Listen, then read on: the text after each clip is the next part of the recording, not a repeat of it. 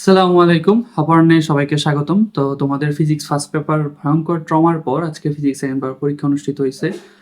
এরপরেও তোমরা অনেক কনফিউজ ছিলে যে পরীক্ষা হবে কি হবে না, হবে কি হবে না। অনেকেই আন্দোলনরত ছিল, অনেকেই টেনশনে ছিল, সোশ্যাল মিডিয়া স্ক্রল করতেছিল যে নিউজের জন্য। হোয়াট এভার, দিন শেষে পরীক্ষাটা সম্পূর্ণ হয়েছে। তবে যাই হোক, একটা জিনিস তোমাদের পরে আসছে যে কোশ্চেনটা সহজ হয়েছে। আজকের কোশ্চেনটা আমি বলবো স্পেশালি সিকিউ পার্টটা অনেক বেশি সহজ হয়েছে, এটাতে সবারই ভালো করা উচিত যারা পড়াশোনা করেছো। আর এমসিকিউ পার্টটা আমি বলবো যে একটু ট্রিকি হয়েছে। তারপরেও অনেক বেশি ট্রিকি না, মোটামুটি 15 প্লাস তোলার মতো যথেষ্ট, আর সিকিউতে 40 প্লাস তোলার মতো যথেষ্ট। তার মানে এ প্লাস পাওয়ার জন্য এই কোশ্চেনটা যথেষ্ট সহজ হয়েছে। হোয়াট এভার, তো চলো আমরা সলিউশনটা শুরু করি। আচ্ছা, তো প্রথমে আসি যে 1 নং কোশ্চেন। 1 নং প্রশ্নে আসলে আমাদের তাপগতিবিদ্যা থেকে আসছে, বোর্ডের একটা কোশ্চেন, একদম হুবহু repeat, A B C D তিনটাই রিপিট। ঠিক আছে, তো চলো এটা একটু দেখি যে এন্ট্রপি কাকে বলে। এন্ট্রপি কি তোমরা জানো যে এন্ট্রপি আসলে মূলত বিশৃঙ্খলার পরিমাপ। তবে তোমরা হচ্ছে বুকির ভাষা এইভাবে কটা লিখতে পারো যে এটি এমন একটি তাপগতীয় রাশি যা মূলত রুদ্ধতাপীয় প্রক্রিয়ায় স্থির থাকে। এমন একটি তাপগতীয় প্রক্রিয়া যেটা রুদ্ধতাপীয় প্রক্রিয়ায় স্থির থাকে। এন্ট্রপি কিন্তু রুদ্ধতাপীয় প্রক্রিয়ায় স্থির থাকে, এইটুক যদি বলতে পারো এনাফ। চাইলে কেউ কেউ DQ equal to DS equal to DQ by T, এই সূত্রটাও বসাইতে পারো, কোনো সমস্যা নেই। ওকে, এরপরে চলো দেখি যে সিভি সিপি অপেক্ষা ছোট। এটা আমি একটু ব্যাখ্যা করতেছি, ব্যাখ্যা তোমরা অনেকে অনেকভাবে করতে পারো, ওইটাই হবে, তুমি জাস্ট ব্যাখ্যাটা একটু দেখো। তো সিপি হচ্ছে এমন একটা প্রক্রিয়া যেখানে, আচ্ছা সিভিটা আগে বলি, সিভি হচ্ছে এমন একটা প্রক্রিয়া যেখানে স্থির আয়তন মানে আয়তনের পরিবর্তন হয় না। তো আয়তনের যেহেতু পরিবর্তন হবে না, তার মানে আমি যেই তাপটা দিব সেই তাপটা পুরোটা অভ্যন্তরীণ শক্তি পরিবর্তন করবে, কারণ D U equals to D W equals to zero. এখানে ডি ডব্লিউ কি বলতো, জিরো। আর সিপিতে তো আয়তন তো স্থির থাকে না, তো সিপিতে আমি যেই তাপটা দিব ওই তাপটা আসলে ডিইউতে যাবে প্লাস ডিডব্লিউতে যাবে, মানে কিছু পরিমাণ বাহ্যিক কাজ সে করবে। তো কিছু পরিমাণ বাহ্যিক কাজ যখন করবে, তুমি ধরো কথার কথা 12 দিছো, তো সে 10 ধরো পরিবর্তন করবে অভ্যন্তরীণ শক্তি, আর 2 পরিমাণ কাজ সে করবে। কিন্তু এই 12 যদি তুমি এইখানে দাও, মানে সিভিতে দাও, তাহলে সে পুরো 12ই কি বলতো অভ্যন্তরীণ শক্তি পরিণত করবে। ঠিক আছে, আর সিপি আমরা জানি কি বলতো, যে একক ইউনিট বাড়াইতে অভ্যন্তরীণ শক্তির পরিবর্তন বা আমি যে পরিমাণ তাপ দিব ওই তাপের কতটুকু আসলে আমার এখানে অ্যাকচুয়ালি বাহ্যিক কাজ করতেছে, কতটুকু অভ্যন্তরীণ শক্তি পরিবর্তন করতেছে। ঠিক আছে, তো অভ্যন্তরীণ অবশ্যই সিভির ভ্যালু তাহলে কি হবে বলতো, সিভির ভ্যালু ছোট হবে, কারণ সিভিতে তুমি অতি সহজেই পরিবর্তন, মানে তুমি বাহ্যিক কাজ যেহেতু করতেছো না, তোমার কোনো তাপ শক্তি নষ্ট হচ্ছে না। ওকে, আচ্ছা, তো ঠিক আছে, এটা হচ্ছে আমি বলতেছি, এইটা সুন্দর করে ব্যাখ্যা করে দিবা যে সিভি কেন তোমার সিপি অপেক্ষা ছোট। ঠিক আছে, এবার ব্যাখ্যা তুমি যেভাবে দাও না কেন, তুমি ইকুয়েশন দিয়ে দিতে পারো, তুমি নিজের মতো বলতে পারো, হোয়াটএভার, আমি জাস্ট দেখাইলাম। ওকে, আচ্ছা, এটা আশা করি সবাই পারছো, এটা কিন্তু কমন, হাজার হাজার বার বোর্ডে আসছে। ওকে, সো এবার চলো যে সি বিন্দুতে কার্যকর পদার্থের আয়তন নির্ণয় করো। এবার আমি যদি আসলে উদ্দীপকটা একটু দেখি, যে উদ্দীপকে আসলে কি বলতো, উদ্দীপকটা আসলে একটা কার্যচক্র। তো কার্যচক্রের এবিটা আসলে কি, সমুষ্ণ প্রসারণ, বিসি আসলে কি রুদ্ধতাপীয় প্রসারণ, তাই না? তাহলে আচ্ছা, বি থেকে সিতে আসবো, সিতে আমার কাহিনী, সিতে ভি কি হবে, সিতে ভি অবশ্যই চেঞ্জ হবে। তো সেই চেঞ্জড ভিটাই আমি বের করব। তাহলে দেখো, আমি যদি গয়ের ক্ষেত্রে বলি যে প্রথম কথা হচ্ছে আমার টি1 দেওয়া আছে, তাই না? তো আর রুদ্ধতাপীয় প্রক্রিয়ায় আসলে কি বলতো, টি আর ভি এর রিলেশন কি, ওইটা দিয়ে আমি করতে পারি T one V one to the power gamma minus one equals to T two V two to the power gamma minus one. Okay, এটা দিয়ে আমি সিম্পলি করব। এখন টি1 টি2 আমার কাছে আছে, কোনো সমস্যা নাই, আমার দরকার ভি1টা। তো ভি1 আসলে কি হবে, ভি1 হচ্ছে এই পয়েন্টের ভি, কিন্তু খেয়াল রেখো, ভি কিন্তু আবার এটা বসাই দিও না, ভি1 কিন্তু আবার টাচ করে এই যে এটা বসাই দিও না, তাহলে কিন্তু শেষ। ঠিক আছে, ভি1 কিন্তু এই পজিশনে ভি1, এই পজিশনে হচ্ছে ভি2, কারণ রুদ্ধতাপীয় প্রসারণ শুরু হয়েছে এই তো বি পয়েন্ট থেকে, তাই না? তো ভি1 কিন্তু এইখানে, তার মানে এই ভি1 থেকে আবার এই V two, V two by V one equals to বলা 2, মানে ওদের রেশিও 2, তার মানে ভি1 যা তার দ্বিগুণ হচ্ছে বি পজিশনে, তাই না? ওকে ফাইন, তাহলে ঠিক আছে, আমি তাহলে এক কাজ করব, টি1 বাই টি2 কে এক পাশে আনবো, আর ভি2 বাই ভি1 এইটার উপরে আমি গামা মাইনাস ওয়ান দিয়ে দিব। এইবার জাস্ট আমি পাওয়ার চেঞ্জ করব, কোনো প্যারা নাই। তাহলে টি1 বাই টি2 টু দি পাওয়ার আমি উল্টাই দিব, তাহলে 1 by gamma minus one, 1 by gamma minus one equals to ওই পাশে হয়ে যাবে কি বলতো 1, ওই পাশে হয়ে যাবে 1, কোনো সমস্যা নাই।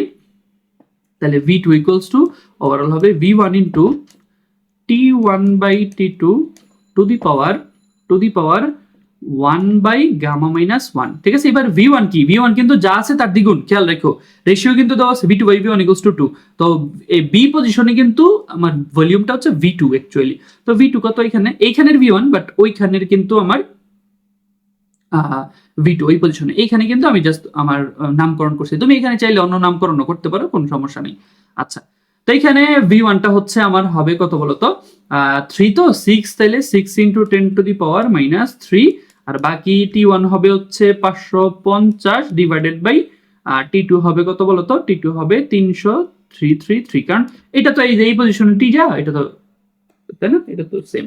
ওকে ফাইন, তাহলে দেখো আমি হচ্ছে 6 × 10⁻³ ইন্টু ওইদিকে কত 550 ডিভাইডেড বাই 330 টু দি পাওয়ার কিন্তু দেই নাই 1/1.4 - 1, তাহলে 1/1.4 - 1 কত আসছে 21.05151 ইন্টু 10⁻³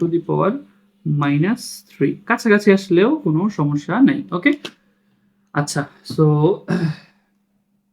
এটা হচ্ছে আমার গেল গ, ঠিক আছে। গ এর আনসারটা আমি একটু লিখে রাখি, ভিসি বিন্দুতে ভিটা একটু কত আসছে বলতো 21.15 ইন্টু 10⁻³ ওকে, মিটার কিউব, এটা কিন্তু অবশ্যই মিটার কিউব।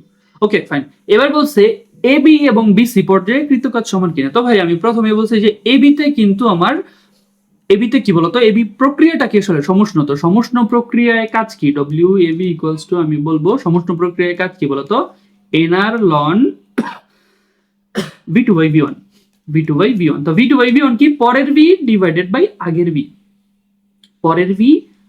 v, ঠিক আছে, v2/v1। তো কি হইছে সমুষ্ণ প্রসারণ হইছে, প্রসারণে v2 কত দ্বিগুণ, এখানে 2 বসাই দিব, তো n কত, n হচ্ছে 1 আর হচ্ছে আমার 8.314 ইন্টু ln 2 বসাবো, কেন, কারণ v2/v1 তোমার সরাসরি দেওয়া আছে, তাই না। তাহলে এখানে কিছুই না 1 ইন্টু 8.314 ইন্টু ln 2 এটাই এত জুল, সিম্পলি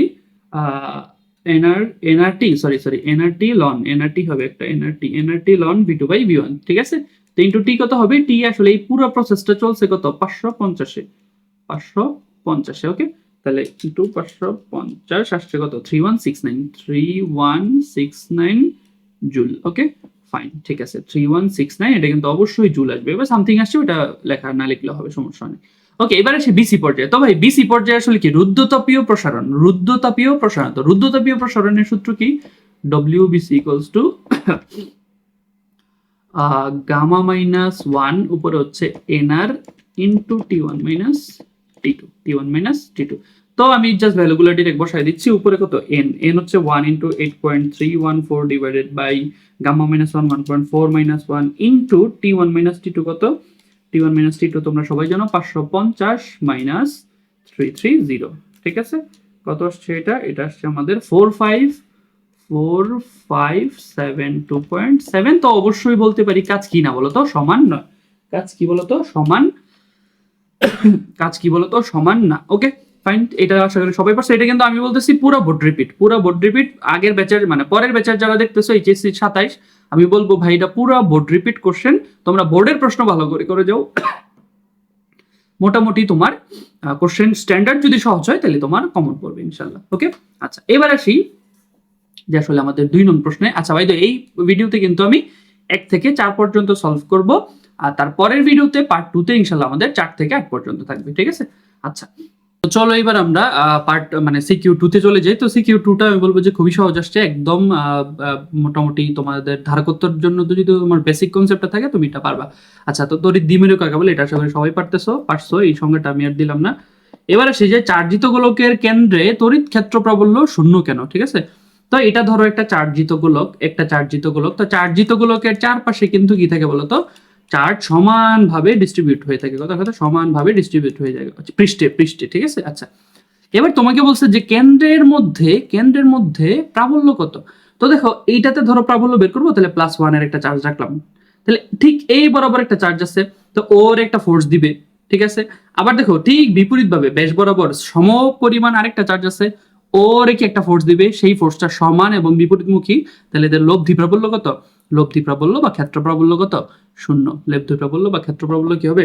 শূন্য হবে। এটাই তুমি সুন্দর করে এক্সপ্লেন করে দিয়ে দিবা, ঠিক আছে? আচ্ছা, তো এইবার চলো গতে চলে যাই। গতে আসলে খুবই সহজ, এটা আমি তেমন কিছু করব না। এটা বলছে 2 আর 3 হচ্ছে প্যারালালে আছে, তাহলে 2 + 3, আর ওইটার সাথে আবার ওইটা শ্রেণীতে আছে, তাহলে 1 এত প্লাস 1 এত -1। তো তোমরা চাইলে এটা তুমি মাইক্রোফ্যারাডে দিয়ে রাখো, কোনো প্যারা নেই, চেঞ্জ করা লাগবে না, কারণ ভ্যালু অনেক ছোট হয়ে যাবে। তাহলে এটা হচ্ছে কত বলো তো? 1/5 1/5 প্লাস 1 টু দি পাওয়ার -1। তো কত আসছে বলো তো? 0.83 মাইক্রোফ্যারাডে দিয়ে রাখো, কোনো সমস্যা নেই। ওকে, আচ্ছা ঠিক আছে, এটা ডান আমাদের। তাহলে চলো আমরা ঘতে চলে যাই। ঘতে বলছে কি যে C1 এবং C3 ধারক দুটির মধ্যে কোনটিতে সঞ্চিত শক্তি অধিক হবে? তো সঞ্চিত শক্তির জন্য সূত্র আমরা কি জানি বলো তো? U = ½ CV²। এটা কিন্তু আমরা জানি যে U = ½ CV², ঠিক আছে? সো U = যদি ½ CV² আমি জানি, তাহলে এটাই আমি অ্যাপ্লাই করব দুইটা কেসে। ওকে, আরেকটা বেসিক ফর্মুলা যে C = Q/V, এই দুইটা সূত্রই কিন্তু আসলে এই দুইটা দিয়ে মূলত আমি করবো। এই দুইটা সূত্র কিন্তু ইন্ডিভিজুয়াল প্রত্যেকটা ধারকের জন্য ট্রু, আবার পুরা সার্কিটের জন্য ট্রু, ঠিক আছে? আচ্ছা, তো C = Q/V। তাহলে প্রথম কথা হচ্ছে আমি প্রথম যদি U1 বের করতে চাই, দেখি আমার কি কি লাগবে। ½ C1 আমি জানি, C1 দেওয়া আছে, V1 আমাকে বের করতে হবে, তার মানে V1টা আমার কি বলতো? মিসিং। তো আমি V1 এর জন্য তালাশ করি, চলো। তো V1 যদি আমি এইখান থেকে বের করতে চাই, সরি, V1 যদি আমি বের করতে চাই, তাহলে V1 = কি বলতো? Q/C1। কিউ কিন্তু হোল চার্জ, কিউ কিন্তু বলতো হোল চার্জ। ওকে, আচ্ছা, কারণ একটা তোমাকে কনস্ট্যান্ট রাখতে হবে, হয় কিউ কে নাহলে ভি কে। এখানে আমি কিউ কনস্ট্যান্ট রাখবো, ঠিক আছে? আচ্ছা, যেহেতু ভি চেঞ্জ হচ্ছে। আচ্ছা, তো এইবার আবার কিউ আমি জানি না, তাহলে কিউ আমি যদি বের করতে চাই, কিউটা আবার হোল সার্কিটের জন্য অ্যাপ্লাই করতে পারবো। পুরা সার্কিটের জন্য আবার আমার C = Q/V এই সূত্রটা খাটবে। তো আমি Q = বলতে পারবো যে C টোটাল, মানে সি তুল্য যেটা বের করছে ইন্টু ভি টোটাল। তাহলে সি তুল্য কত? আমি সব মাইক্রোফ্যারাডে দিয়ে রাখবো, তাহলে 0.8333 ইন্টু ভি টোটাল কত? 12। আমি সব কিন্তু মাইক্রোফ্যারাডে দিয়ে রাখতেছি, তাহলে কত আসছে? কিউ মেবি 10 আসবে, হ্যাঁ, ইন্টু 12 হচ্ছে আমার কত? তাহলে ধরো 0.833 ইন্টু 12, প্রায় 10, হ্যাঁ একদম 10 ধরে ফেলবা, কোনো সমস্যা নেই। মাইক্রোকুলম, খেয়াল করো, 10 কিন্তু মাইক্রোকুলম, নট কুলম। ওকে, আচ্ছা, তো V1 = আমি কি বলবো? 10 microcoulomb divided by 1, sorry current চলে গেছে, প্যারা নাই। 1 হচ্ছে কি বলতো? 1 হচ্ছে মাইক্রোফ্যারাডে, তাহলে মাইক্রো কাটা আমার আলটিমেটলি 10 ভোল্ট। তাহলে V1 যদি 10 ভোল্ট হয়, এইটা দিয়ে যদি ভাই 10 ভোল্ট যায়, বাকি থাকে কত? 12। তো এই পুরাটা দিয়ে কত যাবে? এই পুরাটা দিয়ে যাবে 2। এই পুরাটা দিয়ে কত যাবে? 2 যাবে। ওকে, ফাইন, ঠিক আছে। ওকে, তাহলে ফাইন, আমি তাহলে বসাই দিব। তাহলে ½ ইন্টু C1 কত? C1 হচ্ছে কত? 1ই বসাবো, কোনো সমস্যা নয়, মাইক্রোজুল আসবে, কোনো প্যারা নাই, মাইক্রোজুল আসবে। ইন্টু কত বলো তো? 2 স্কোয়ার কত আসে? তাহলে দেখো তো, সরি, V1 কত? 10 স্কোয়ার, V1 হচ্ছে 10 স্কোয়ার। তাহলে আমি বের করবো হচ্ছে ½ তাহলে 0.5 ইন্টু 1 ইন্টু 10 স্কোয়ার কত আসছে বলো তো? আসছে হচ্ছে 50। তাহলে 50 মাইক্রোজুল, 50 মাইক্রোজুল। এটাকে চাইলে তুমি জুলেও রাখতে পারো, কোনো সমস্যা নেই। ওকে, এটাকে তুমি চাইলে জুলেও রাখতে পারো। ওকে, আচ্ছা ঠিক আছে, ফাইন। তাহলে এটা গেল আমাদের। এবার আসি ইউ2টা আমি ব্ল্যাক পেনে বের করতেছি। U2 দেখো কত? U2 আসলে সেম ½ C3V3 স্কোয়ার। তো ½ ইন্টু C3 কত? C3 হচ্ছে কত? এটা 3 ফ্যারাডে, হ্যাঁ 3 ফ্যারাডে, 3 তেই রাখবো আমি। আর V3 কত ভাই? V3 কিন্তু এই যে এই পুরা পার্টে যেহেতু প্যারালাল আছে, এটা দিয়েও 2, এটা দিয়েও 2, তাহলে 2 স্কোয়ার ইন্টু 2 স্কোয়ার। তাহলে কত আসছে দেখো তো?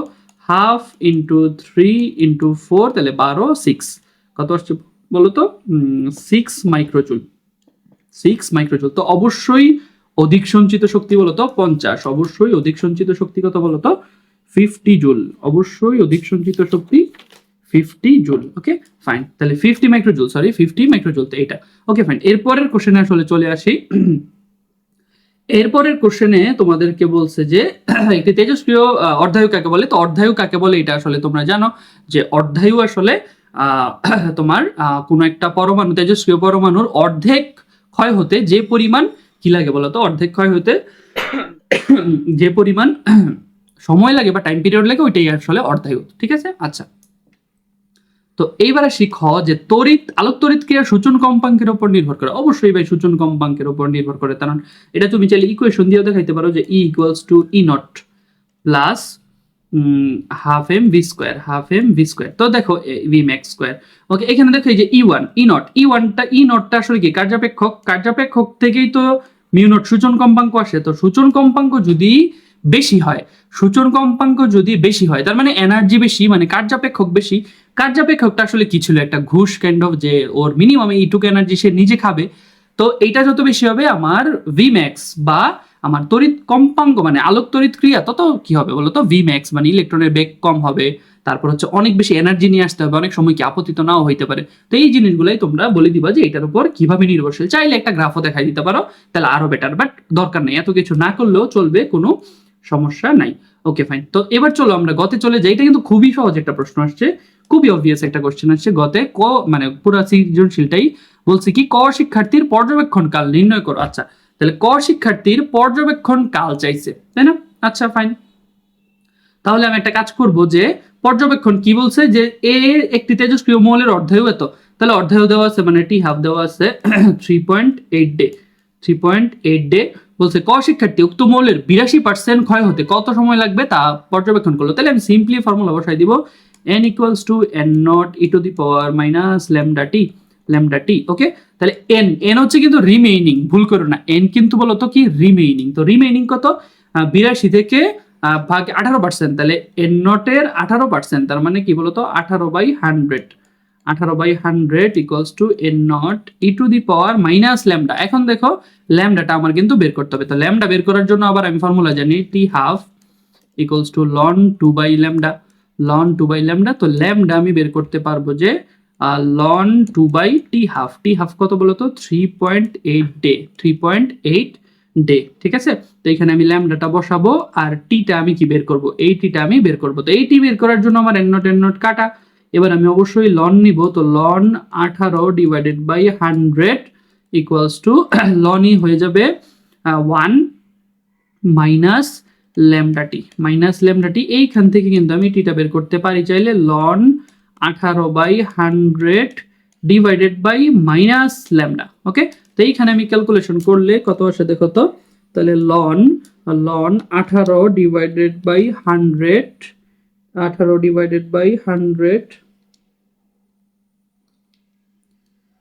লন 18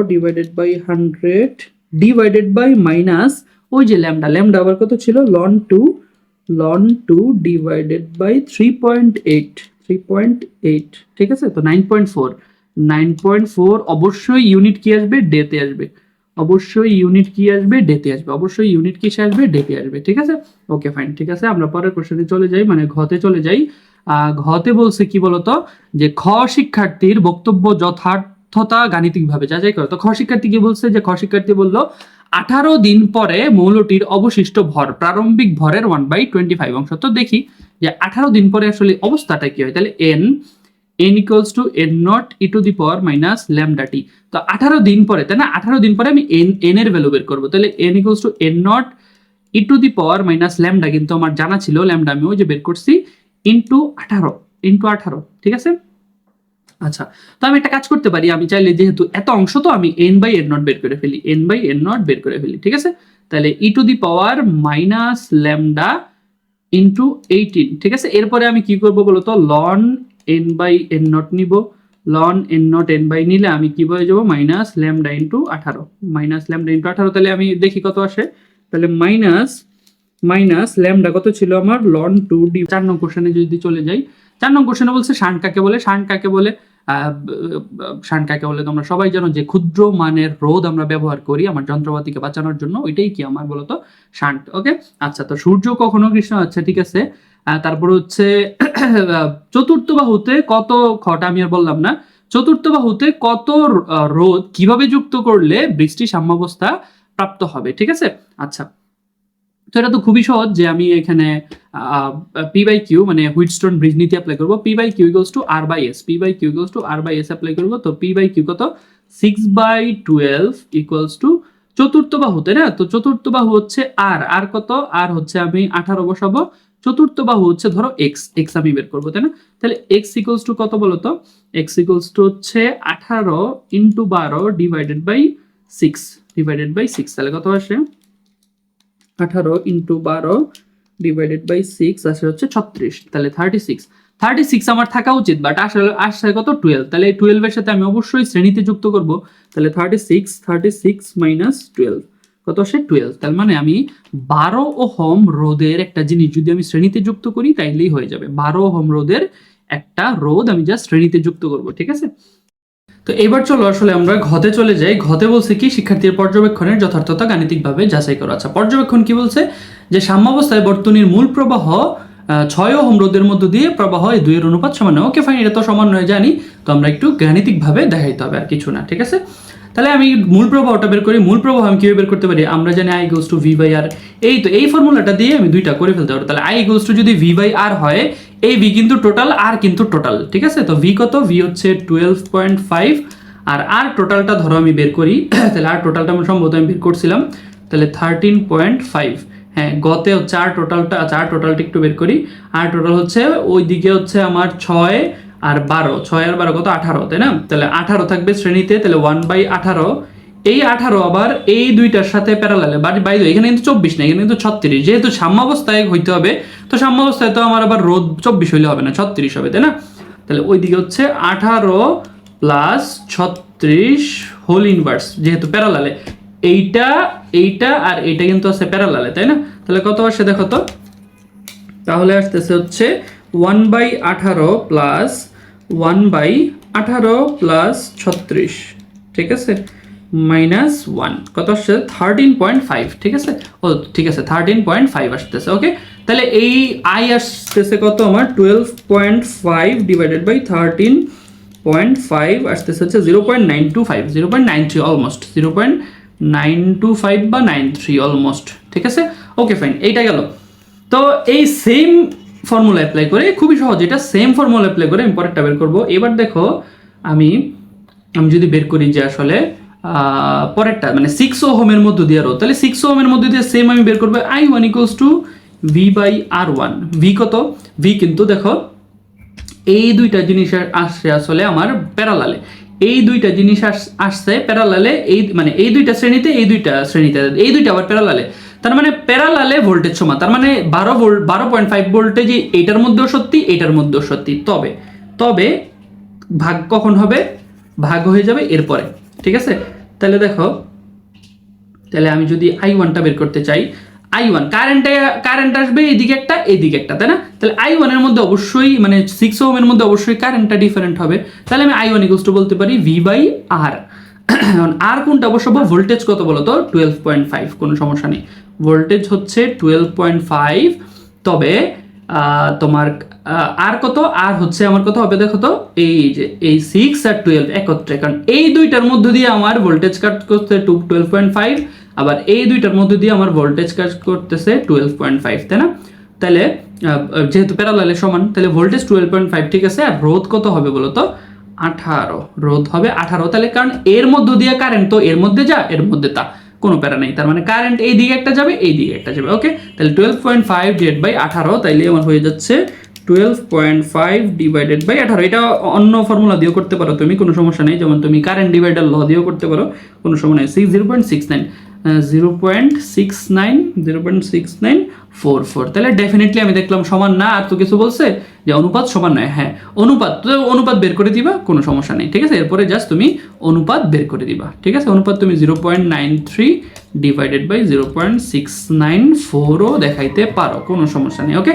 সো এই হচ্ছে তোমাদের সলিউশন, খুবই সহজ কোশ্চেন ছিল। আমি বলবো যে প্রশ্নটা অনেক সহজ হয়েছে, মোটামুটি তোমাদের সবই পারা উচিত। তো এটা পার্ট 1, পার্ট 2 এর লিঙ্ক কিন্তু আমি ডেসক্রিপশন বক্সে দিয়ে দিচ্ছি। তোমরা হচ্ছে 5 থেকে 8 পর্যন্ত তোমরা ওইখানে সলিউশন পেয়ে যাবা। সো প্রথম আমাদের চ্যানেলে যারা প্রথমবার এসেছো অবশ্যই সাবস্ক্রাইব করো, কারণ প্রত্যেকটা পরীক্ষার সিকিউ কোশ্চেন সলিউশন আমরা সবার আগে দিয়ে থাকি, আর এবং গুরুত্বপূর্ণ সব সাজেশন আমরা কিন্তু চ্যানেলে প্রোভাইড করে থাকি। সো অবশ্যই আমাদের চ্যানেলটিকে সাবস্ক্রাইব করো। ওকে, ঠিক আছে, পরবর্তী পরীক্ষার জন্য শুভকামনা। আসসালামু আলাইকুম।